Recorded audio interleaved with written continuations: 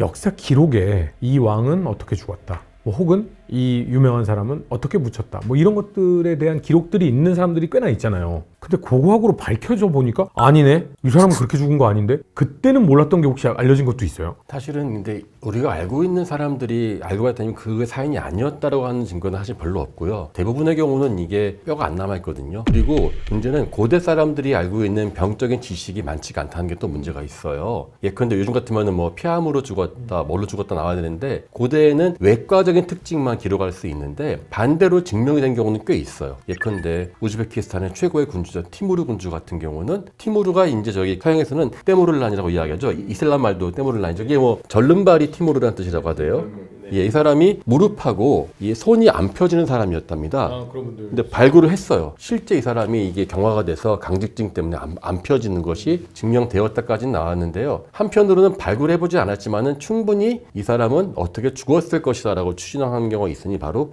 진시황입니다. 진시황이 왜 수은 중독으로 죽었다는, 수은 중독 얘기 많죠. 예. 그래서 뭐 경면주사 같은 거를 붉게 쓰니까 그것이 이제 실제로 이 사람의 사인이 아닐 것이냐. 근데 뭐 49이 이 사람 죽었으니까 뭐 괜찮게 살긴 했는데, 얼마 전에 1980년대 한번 우리나라에서요, 이 굿을 준비하시다가 갑자기 돌아가신 분이 있는데, 이분이 이거 수은 중독으로 돌아가시거든요. 이분이 한 그 부적 200장 정도를 그려요. 경면주사 수은이 포함된 거. 이거를 자기가 태우는데 이거를 밀폐된 화장실에서 태운 거예요. 강릉에서 사건이 일어나가지고 그분이 갑자기 며칠 만에 이제 돌아가셔요. 그것이 논문으로 나왔어요. 실제로 이게 본인이 인지하지 못한 상태에서 밀폐된 공간에서 의식을 치를 경우 이 사람은 갑자기 안 좋아질 수 있다. 그렇게 본다면은 이제 진시황을 비롯한 그런 사람들이 갑자기 돌아가시는 것도 설명이 가능할 수 있겠죠. umberto 에코의 장미 이름에서 예, 그거하고 맞습니다. 생각나네요. 책에 발라놔가지고 금서 못 보게 해가지고 결국에는.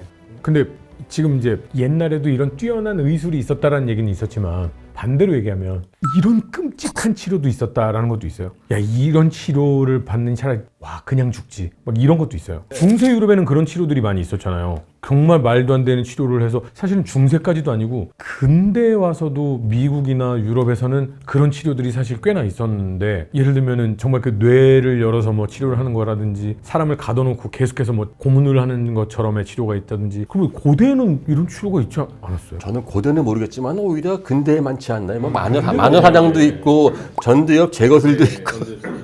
근데 고대는 아마 그런 흔적들이 사실 잘 남겨지지 않기 때문에 그 고대 이집트에서 치료는 아닌데 의학적으로 조금 황당한 어떤 사례가 있습니다. 그러니까 이게 임신 테스트기거든요. 임신 테스트. 예, 고대 이집트 임신 테스트기가 있었어요. 그러니까 이게 보리와 밀을 이렇게요 놔둔 다음에 이제 임신한 것으로 여겨지는 여성이 그 위에다가 이제 소변을 봅니다. 그래서 보리가 먼저 발화를 하면은 남아를 임신했다. 밀이 먼저 발화를 하면은 여아를 임신했다라고 판단을 내렸고, 아무것도 발화하지 않으면 이 여성을 임신한 것이 아니다라고 이제 고대 이집트인들은 생각을 했어요. 그러니까 사실 되게 황당하잖아요. 그런데 이게 그래도 꽤 정확하다라는 사실이 현대에 와서 밝혀집니다.